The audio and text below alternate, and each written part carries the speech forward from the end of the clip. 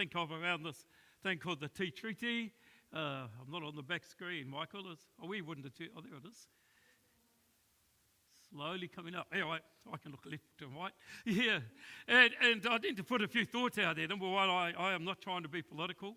I'm not trying to provide any answers or solutions. Or any, do this, do that, this should happen or that should happen. I'm just trying to put some thoughts in the air that could help navigate, and I'm doing it completely from the perspective of someone who wants to follow Jesus in this. And where do we go as followers of Jesus? Because this, anyone been watching the news? Anyone take notice of what in the newspaper? And probably we have a contentious time in our nation.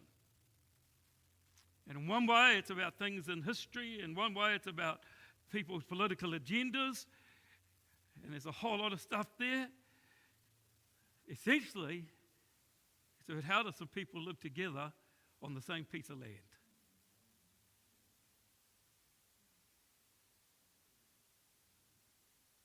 And God's got a lot to say about that. And the things that enable that to happen will also help your marriage, help your friendships, help your workplace relationships. Because they start, that which starts with God is the same pretty much everywhere. So I'm just giving some context. And you shouldn't do anything, as many of you are picking up, anything directly because I say something. There needs to be an interface in between where you take ownership before God and before yourself. Because that's actually one of the words involved in this discussion, isn't it? Sovereignty. Is it Tino? Rangatiratanga. Yeah. So here I go. We had that reading, and that reading was on purpose, and it tells us some things. It tells us some things that are relevant to all of our lives. And I'm looking around the room. I know some of you well. I'm getting to know some of you better. And I don't know. I think the majority of us are immigrants.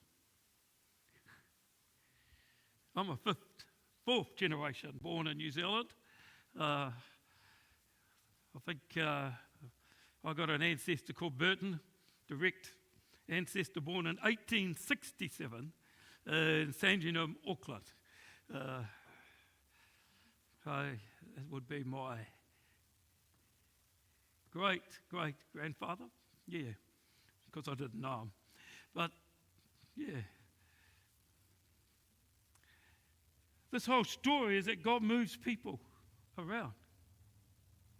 He says that the place that you're living now, and the time that you are living now, that I am living now, in his view, is purposed so we would know him.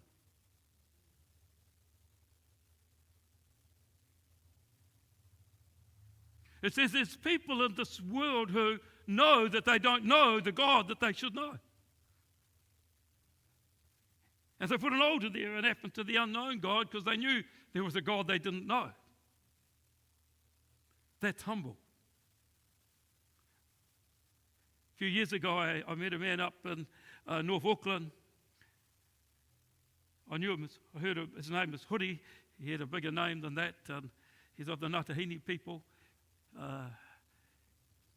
He has an ancestor who invited Samuel Marsden to come over from Sydney and to speak the first sermon. So those were his people. That's his iwi at Hohi. And he's looked back into that. He had his whakapapa very clear all the way back when he shared it with you, many generations. And he's been telling stories from his people's stories. And in his perspective, they knew that there was a God that they didn't know.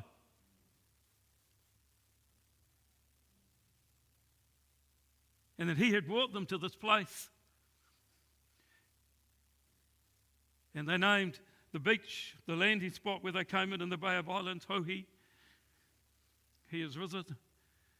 They named the the place where they built their first Rangihawa, gateway to heaven. He told us here, there's people who know that there was a God they don't know. That's what God said. No one is without excuse. You can look at the stars and you know that there was a God you do not know. And you humbly start to seek him and he finds you. He says here that these people are in a place. So this scripture is saying to us what? That we are here primarily to know God. And out of that we find life. And so the whole discussion around this for the believer begins in knowing that mighty were in this land because God purposed it so they would know God. Other immigrants came to this land. We don't always understand the in-between mechanism, the exact motivation they said they had. But they came here, you came here, and some of you have come more recently. You came here because God was saying, here you can know me. Here I can bring you to Jesus. Here you may even know him when you come, but here it can grow deeper and become more part of the story that I see for you. And so we as Christians always begin with God.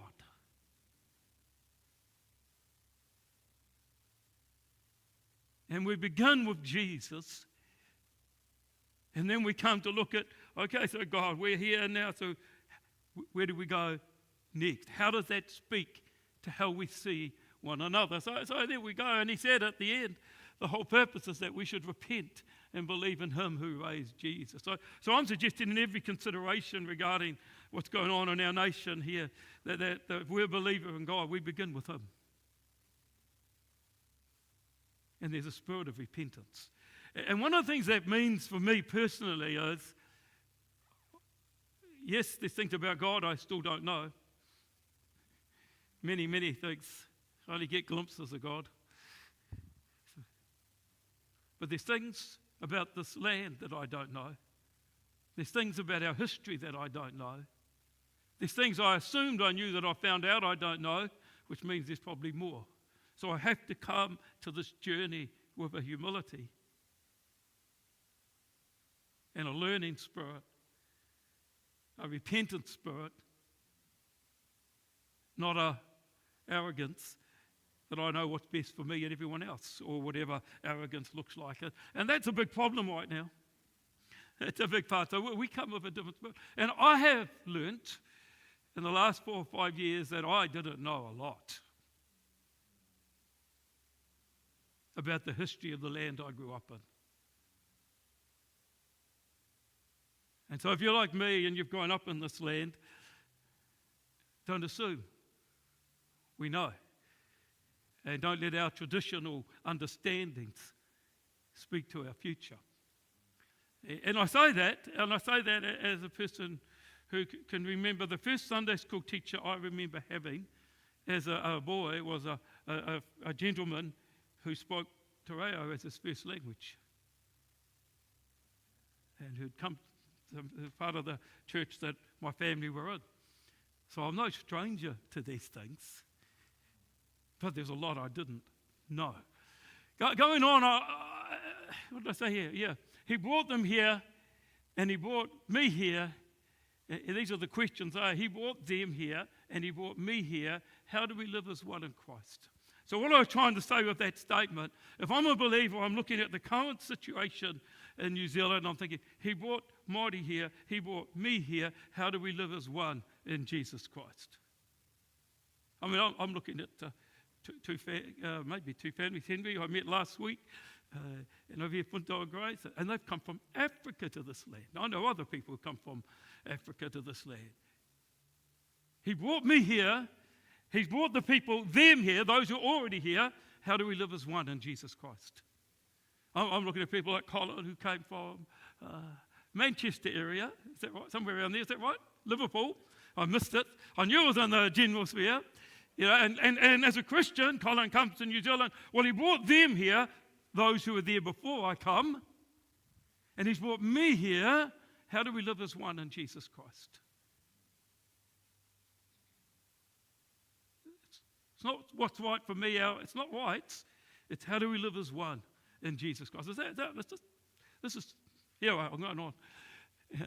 So I've got this treaty thing. That's just my manner. I'm not saying it. I'm not wanting to discount it. I think it's very important. It's an agreement between tangata whenua, the people on the land, those who are here, and the manuhiri, the guests, those who came. It's an agreement on how to live on this land.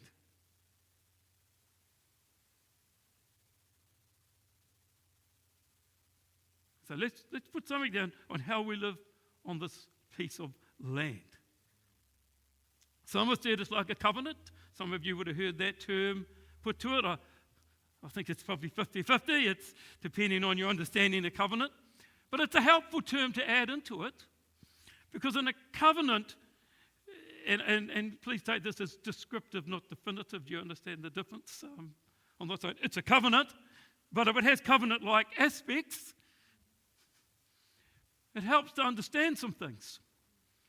Because the Bible has a number of things to say about covenant, and it's my understanding covenant comes from that.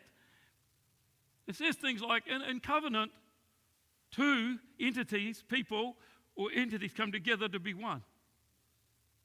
So marriage, a husband and a wife come together to be one. But God also talks about two different people groups in the Bible coming together to be one. He talks about himself as God and humanity coming together to be one. Now there's some things to understand about covenant and this coming together to be one, is that it's not assimilation. So in marriage, there's, or maybe not, it's not assimilation. It's also not some blending into a neutral grey. We don't take a black and white and end up with grey in covenant. We still have black and white living together as one. We'd have a man and a woman come together in marriage. Well, the woman doesn't become more of a man and the man doesn't become more of a woman, and you have some blurred, grey sort of thing. You've still got a very distinctly man and a very distinctly woman. In fact, marriage should do the opposite. It should bring out the woman and the man in their who they truly are as a woman or a man, and their particular character and ways and dignity and beauties and strengths and all those things. You get what I'm saying? So the mystery and covenant is two to come together as one, but become more who they were, who they truly are. So I'm saying that makes it very clear that if we see this like covenant, it's not you take two different people groups and they blur and become a grey in-between people group, and a bit of that does happen, obviously. But there's still that distinctness and uniqueness and clarity around who each party in the covenant truly is. And I find that helpful considering the situation, because we know in the end of times, when time is no more, every people is there and every language is there. And part of our distinctness is our, what's the word I would want? The language that we dream in. The language that is truly us. Is that right? And one of the things I've run into over the years is, for instance, in the church I was leading in Nelson a couple of years ago, we had a congregation come in the afternoon of people who had come from Burma or Myanmar, but they didn't like to call it Myanmar because the Myanmar tribe was the one that got ascendancy and oppressed their tribe, which is why they weren't there anymore, and so forth. But that's another story. And in some ways, they come and they create a little enclave within our nation of their little heritage. And many of them have come through trauma to get out, and they have worship on Sunday in their language. And I remember talking to some people about this. You say, well, it's not ideal. They said, yeah, but in worship, it's difficult to worship in another language than that which is just intuitive And I used to speak it once a month, and I'd get translated, which just happened occasionally when I've been overseas. This is in New Zealand. And you realise this is important.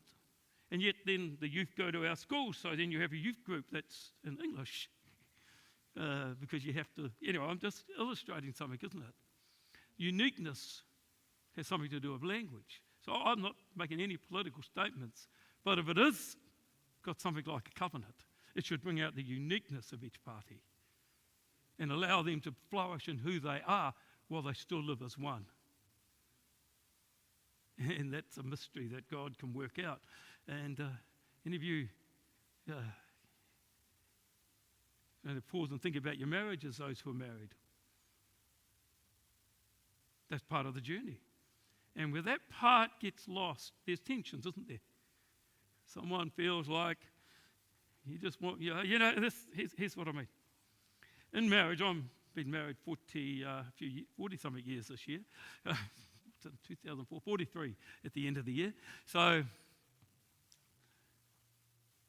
if I understand covenant and grace is grace, I am Paul, and we're living together as grace and Paul, one in God. But grace is uniquely and distinctly grace, and she's not lost. And Paul is uniquely and distinctly Paul, and he is not lost into a blur. This could be helpful to someone right now. There's things I change. Anyone been married? There's things I adjust in the way I do things. Even things like how I leave a bedroom or kitchen. And you get this thing that comes across, this, I did this for him or I did this for her. I've heard those things. And I say to you, if you've got an understanding of covenant, you didn't do it for him and you didn't do it for her, you did it for us. You did it. We've chosen to come together and to learn to live as one. You did it for that new one. Because if you just do it for him or her, you'll be adding it up. And every now and then there'll be those moments you feel like, I'm doing more of this than they are. And it'll go through a bit of strife. But if you're remembering it's about us, that's a different story.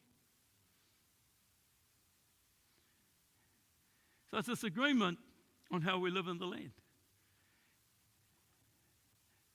It's intriguing, many of you, I've looked at a few podcasts in the last week and read a few things, and even the Post had a good little article on this on Friday. A guy called Michael Hurd was the author. He was on the commentary, and so some of my thoughts were influenced by him, but I'd already found those thoughts. This treaty, in some ways, was conceived in the, what do they call it, the Foreign Office in England. And one of the main guys involved was a guy called James Stephen. And James Stephen was a profound Christian. And he was part of a group called the Clapham sect. His father had been one of Wilberforce, the guy who went to did the whole stuff with slavery, from a Christian background for years. And so he grew up in that sort of world. And he was deeply concerned that in places like New Zealand, where the British were starting to come for the rights and the dignity of the indigenous people, and that the work actions of the British did not just dominate, suppress and destroy those things. He was deeply concerned that they'd be held up. He came into that office in 1836 and he left it in 1847, which is sort of about when things started to change in there. And so what I'm saying is, believers, there was some sense of Christian faith influencing that part of the journey. I've got nothing much more to say there because that'll take too long. And did I jump something there? Yeah, there we go. This is probably only the third time in my life I've done this. I'll put a name up there. There you are. Regarding comments by David Seymour, who's got a lot to say at the moment. So as I said, I read quite a bit of stuff last week. And just a few, he's making some comments regarding this proposed treaty bill. And he says it in a way, and if you just listen to it on the surface, it can sound very, oh yeah, pretty reasonable. And here's 3 comments and then a 4th to come. 1, he talks about racial issues. But the Treaty of Waitangi was not a racial issue. Yes, it involved different races of people. But the treaty was between iwi, and iwi was seen as a politic, a body of people who'd been recognising as having governance. So it was between this entity of people who had governance through chieftainship and this group of people who had governance through chieftainship called the Crown. You get the difference between focusing in on the race and focusing in on the fact that it was an agreement made between bodies of people who'd been recognising it being independent, political or governed bodies of people with their own form of government. And so to drop it down to just between races is actually to lose the spirit in which it was created and formed. The second thought, so that's, the second thought, the rangatiratanga, which means the chieftainship. It's about the rangatiratanga in 1840, not today. So you'll hear Seymour say comments that everybody has tino rangatiratanga, that is, everyone has sovereignty over their own life. The treaty tells us that. We need to recognise it. It's not talking about your sovereignty over your life or mine at all. It is very specifically talking about what was understood then as the way the iwis were governed by themselves through rangatiratanga. So to take the word and to use it in a different way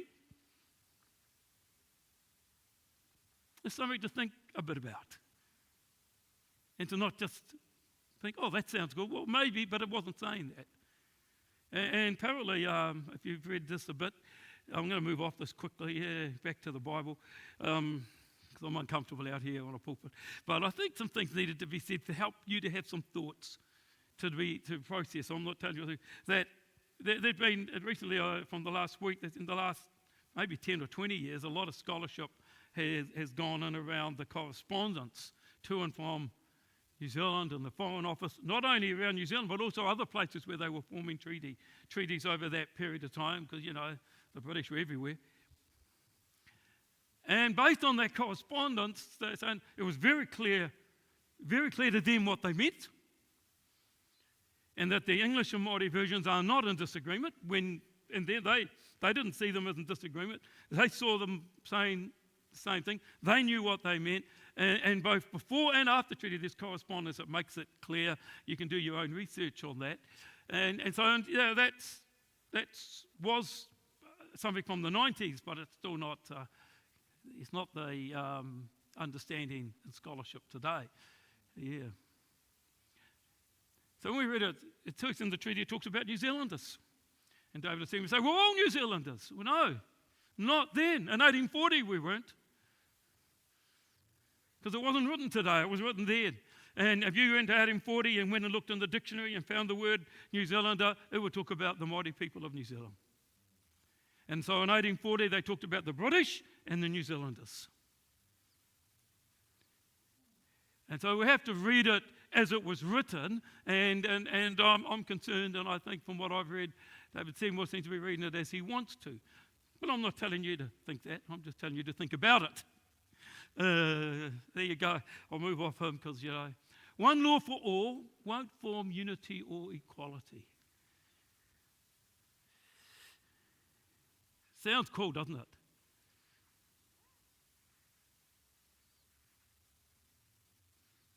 And it's a difficult thing to work out. Don't put me there. One example, maybe two. In 2020, March 2020, I was in London, and I caught a flight out of London on about the 20th, something of March, at Stansted Airport. Some of you have been to Stansted, I'm sure. So as you know, there was a thing happening in the world then called COVID. And I landed in New Zealand on Tuesday, and the 4-week massive lockdown began on Wednesday. So when I left London, there was no lockdown. When I landed, there was. So I was in the midst of that. That's the context. So London's already got stuff happening, and a law. That's what about. This is about law. A law has been passed. Isn't that interesting? Laws just come and go. They are not the truth that we live under. Yet we do have a responsibility to give honour and, compliance. I'm not, just hear what I am saying, not what I'm not saying. So a law had been passed saying that you could not sit in a restaurant to eat for your safety. So the law's intention was it would be safer if people didn't congregate in restaurants. You can go in and buy food and go out. They could do takeout, but you couldn't sit. Fair enough? Stansted Airport in the departure area is like many airports. It's like a centre of a mall, food court. So all around the outside are retail and food establishments, not uncommon. Probably half the things there are food establishments. And each food establishment has a significant amount of seating inside it that sort of spills out to the common area. Some of you have already picked up where I'm going. The law has said that for my safety, all that seating has to be closed down. So I go buy some food in this place, which meant queuing, and come out, look around. This place is jammed. It is packed. And just there is like a quarter of this room, whole corner of this room, tables and chairs. Nobody's there. And there's an entrance, and a wall about this high. So, little rope. So I just step over the rope, step down at a table, put my food on the table, and start eating. Safe as. No one within 2 or 3 metres of me.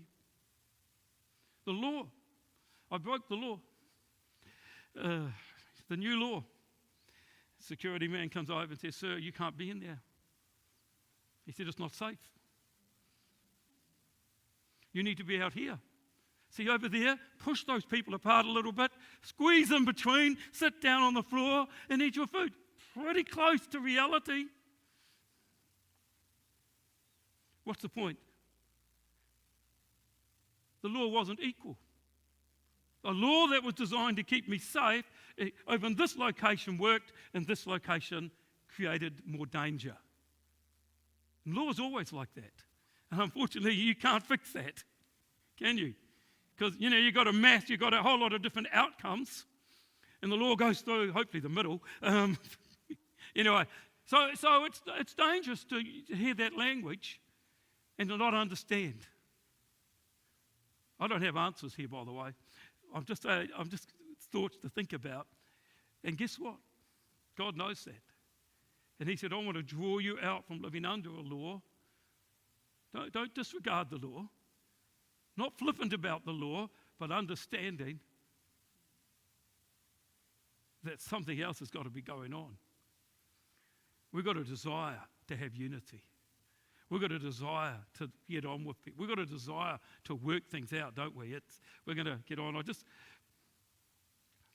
was going to read these verses, and I'm just looking at the time. I don't want to take too much more time here. These are things to think about in the climate we're in. For himself, it says, Jesus is our peace, who has made the two groups one and destroyed the barrier and dividing wall of hostility by setting aside in his flesh the law with its commands and regulations. His purpose was to create in himself one new humanity out of the two, thus making peace. So he knew that the law is not going to make peace. But something in your hearts has got to connect with his heart. We've got to get his peace into our lives so that we come at conflicting situations with peace. So we become the one who brings the peace. And we've also got to know, we're humble enough to know we don't have all the answers.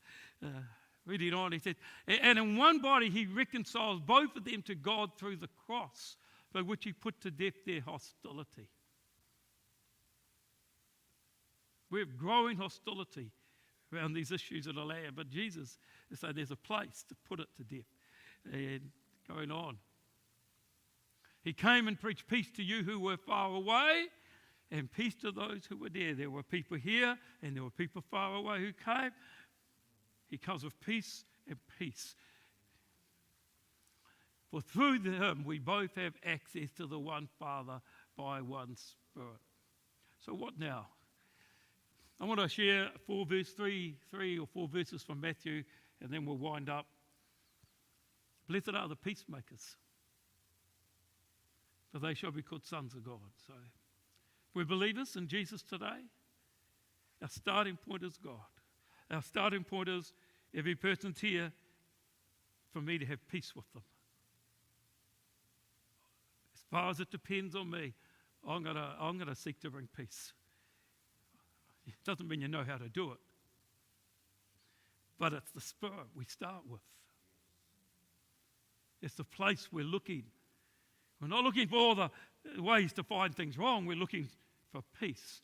What he says here, so if you are offering your gift at the altar, and then remember that your brother has something against you, leave your gift there before the altar and go. First, to be reconciled to your brother, and then come and offer your gift.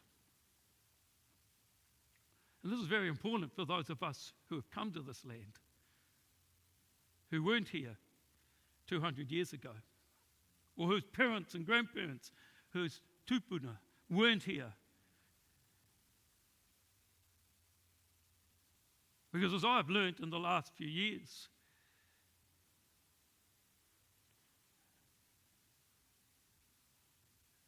there's people on this land who have reasons to have something against me.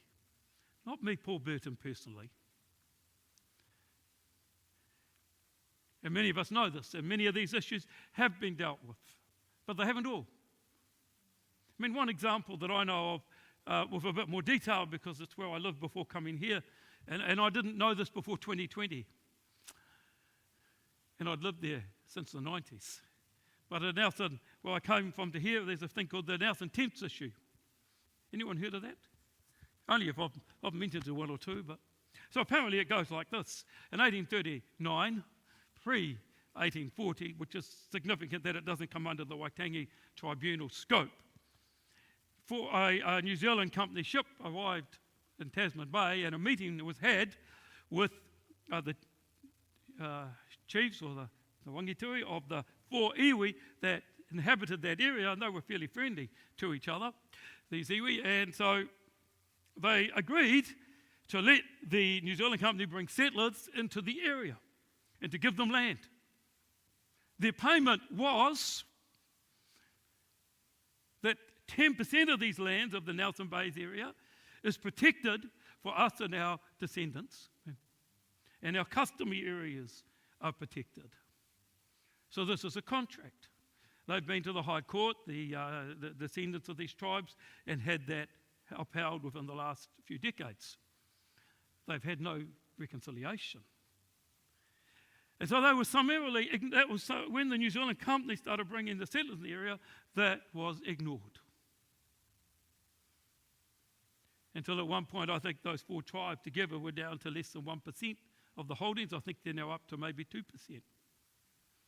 So the point of that is this. The people who were there before the immigrations came have a reason to have something against their brother who came. So those who came, who are believers in God, would consider, oh, I've got to go and make this right. As a believer, there's nowhere else to go. God has said I can't even cry out to him until I make this right. How do I make it right? I can't really, but I can go and say to that person, how can I make this right?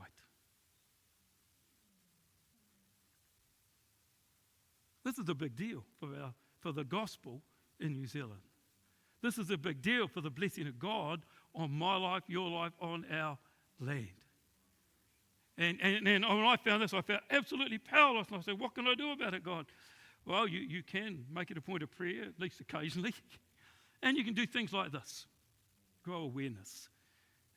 Somewhere, somehow, someone should have to do it. Now, those 4 iwi have done quite well for themselves in the last few decades through their business acumen and their diligence, and they are a significant business operator in the whole Nelson Bays area called the Whakatū Corporation.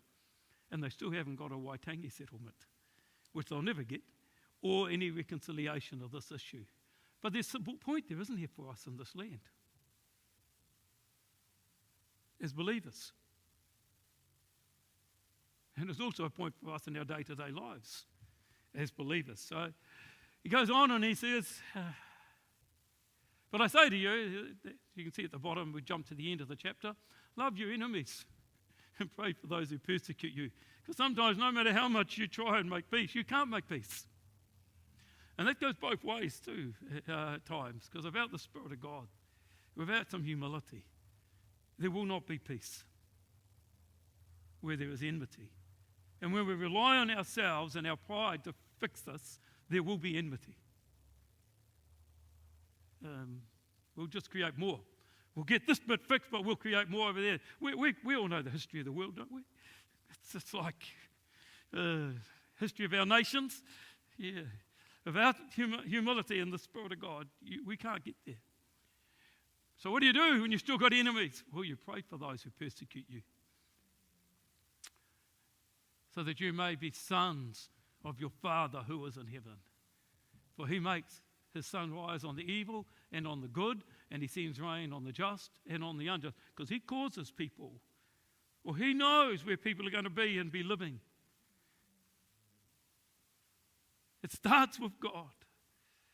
And the end goal is knowing Jesus.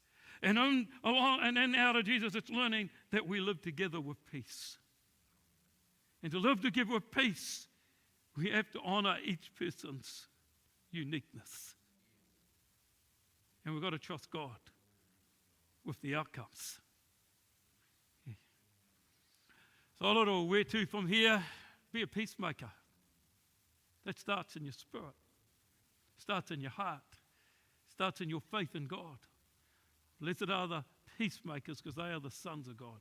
Pretty much everything I'm about is how to be a son of God and help others to be sons of God. And daughters of God, but really we're in Jesus, the Son. So spiritually, part of that sonship of Jesus, disciples. Blessed are be a peacemaker. Starts with knowing his peace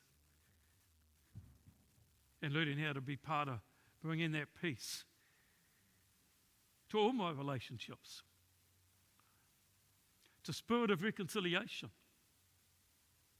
When I know a brother has something against me and I want to be a peacemaker, a son of God, he says, you go make it right. You go ask them, how can I make this right? Won't always be possible, won't always be feasible, but we've got to buy into the process. We won't always know how to do it, we won't always know how to work it out, but we've got to trust God with the process. We need a spirit of reconciliation. What a spirit of reconciliation does is a spirit of oneness. Do you know that most of you have probably heard it, it's getting used quite well, kautahitanga. Unity, oneness. Have a spirit of honor and blessing. He says, pray for those who persecute you. Honor them with prayer, blessing. If we don't get this right,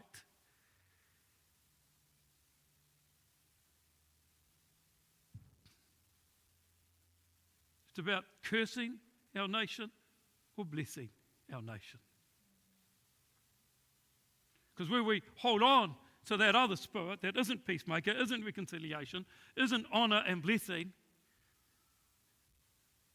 we release cursing.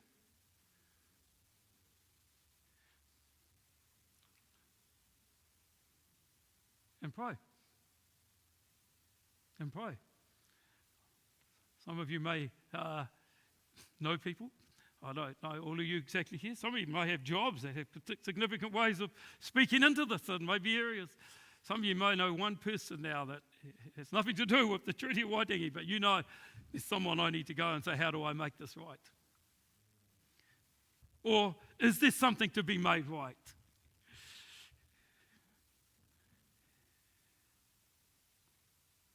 So we need to think about what it is to live with a spirit of being a peacemaker and a spirit of reconciliation.